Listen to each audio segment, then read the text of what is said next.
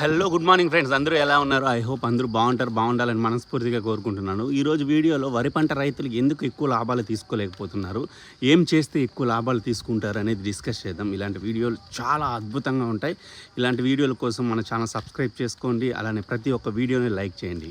వరి పంట పూర్తయిన తర్వాత రైతులు సుమారుగా 70 కేజీల వడ్లను 1300 రూపాయల నుంచి 1400 రూపాయలకు అమ్ముతారు.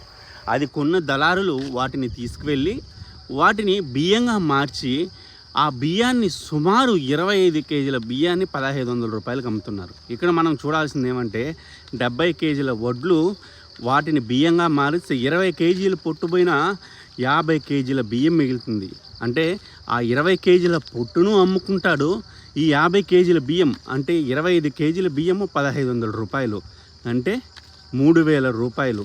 ఇన్వెస్ట్ చేసేది 1300 రూపాయలు, ఇంకొక 200 రూపాయలు ఖర్చు అనుకున్న 1500 రూపాయలు వాళ్ళకి ఒక మూట మీద మిగులుతుంది.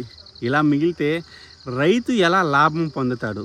కాబట్టి వరి పండించే రైతులు ఎవరైనా సరే ఈ విషయం తెలుసుకుని మీరే వాటిని స్టోర్ చేసి బియ్యంగా మార్చి బియ్యం అమ్ముకుంటే చాలా లాభాలు వస్తాయి. ఈ వీడియో మీద మీ అభిప్రాయాన్ని కింద కామెంట్ చేయండి.